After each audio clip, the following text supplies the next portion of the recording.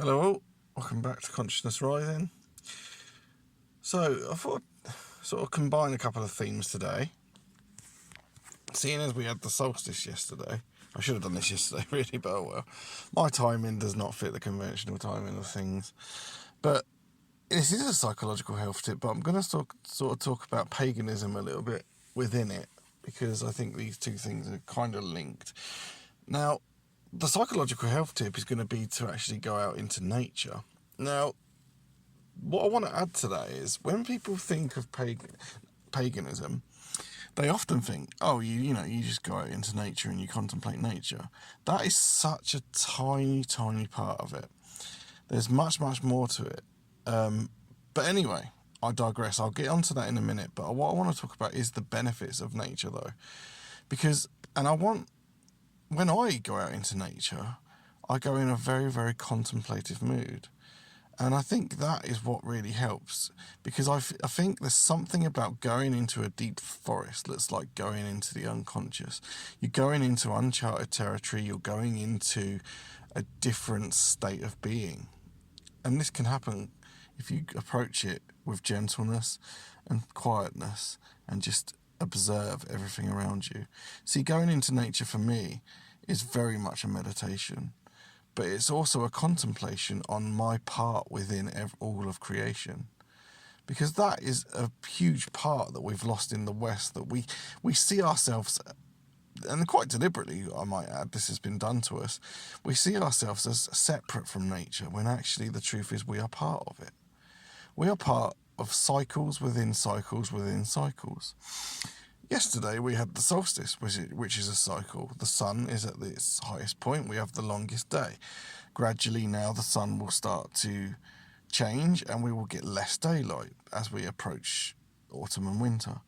That's a natural cycle that happens in the universe, and it happens everywhere. It happens on a bigger scale and on a small scale. Think of the cycles of your life. You enter the world as a fetus and a baby, and you can't really do much for yourself. And the more you progress in life, you start to learn skills. You start to learn to walk, to talk. These are all cycles of life until we get to middle age and old age, and then we pass away. That is a natural cycle. And sometimes when I'm in nature, I contemplate things from different viewpoints. So, if I see a squirrel, I think about his cycle of life. What is he doing today? Is he gathering nuts for the winter? Is he, trying to see from his perception is such a powerful thing. Think about the earthworm, the flies. Everything around you has a purpose and a meaning, including yourself. And that is very, very deep. That's where we go into things like Dharma, walking your own life path, which I've kind of touched on before, but haven't done at depth.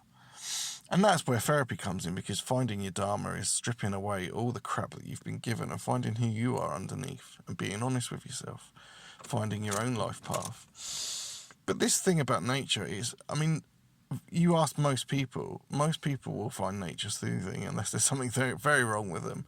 We've lost that a lot. We've been disconnected from it. When we go back into it, and nature, we all have different things that sort of draw us. Some people like to walk with the trees. Some people like to go and sit by the seaside. Whatever it is, I think if we can start integrating that more into our life, we will feel more psychologically healthy. It's just natural to us, and Native Americans, and indeed other pagan tribes, on our own, that are so sorely talked about now in the West. We're often seen as the invader. The white man came and slew the Native Americans, but actually it happened to us first. It actually happened to us first. And it's not about the white men came, it's about the Christian mindset came, the Abrahamic religions came. They are what wiped out paganism. Nothing to do with skin colour. Again, that's another false trap. Anyway, I digress.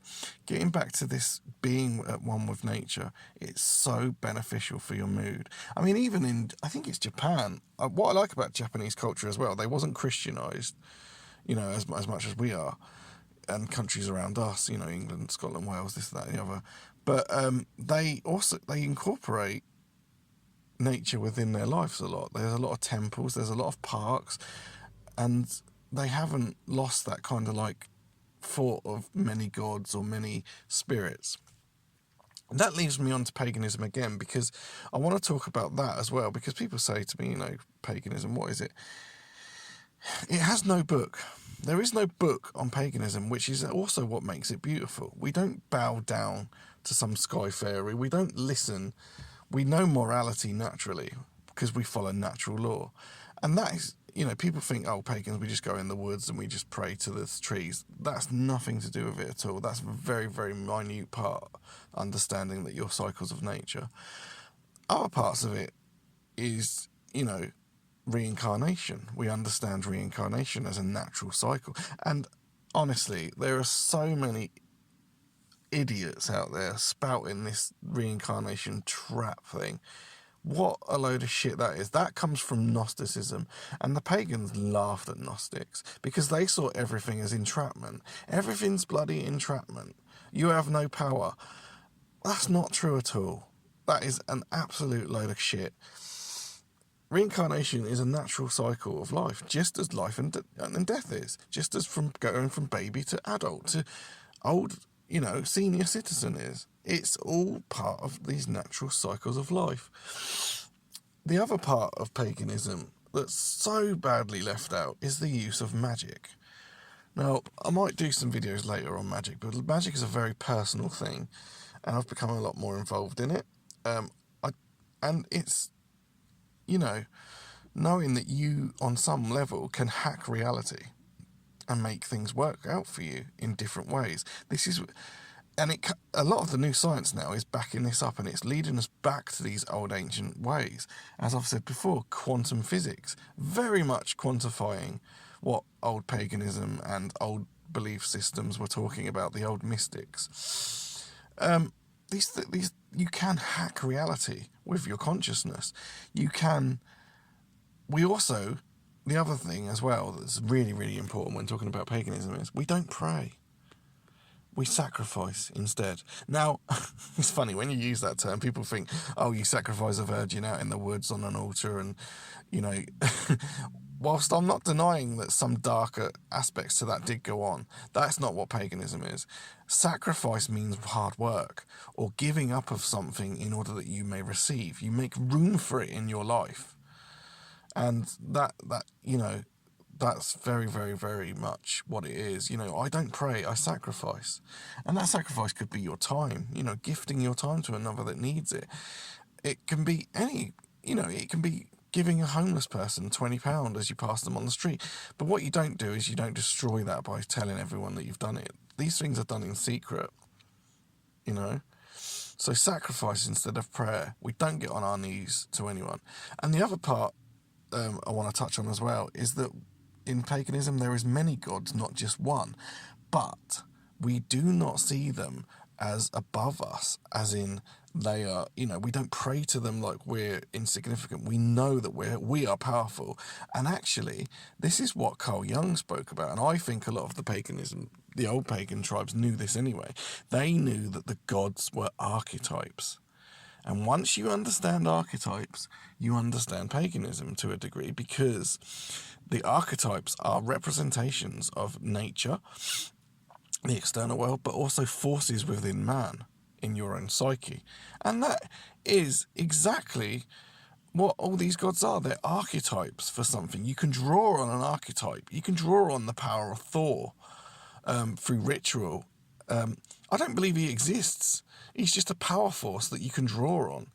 And in chaos magic, you can use lots of different ones from different sets of systems. It's very, very interesting stuff. And that's why I'm a pagan. I think a lot of sort of Joe Dispenza's work on how to manifest, I think, is very, very much a pagan way, because it's all to do with changing your mindset first. See, and also, I wouldn't say go straight into magic. Don't go buying like deep magic books. You have to be right within yourself first. You have to work on your own psychology, and that's growth. That's a cycle, isn't it? That's natural progression of life. But that's sort of paganism. Excuse me, paganism in a nutshell. We don't have a book. We don't need someone to tell us what morality is because we understand natural law.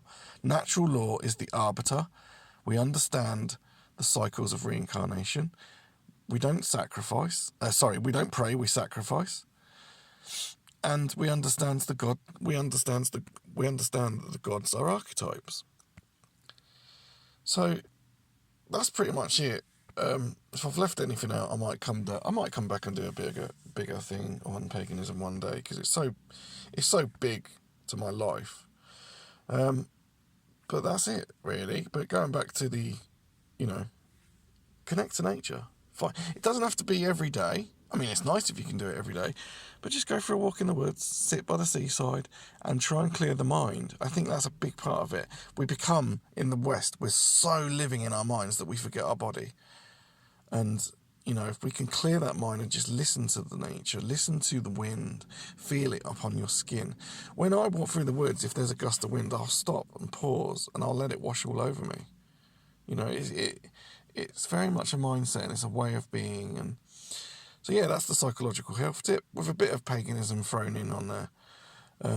Although, like I said, paganism is much, much more than just, going out into nature. Although that is a part of it, and we appreciate nature, we understand that we're a part of it.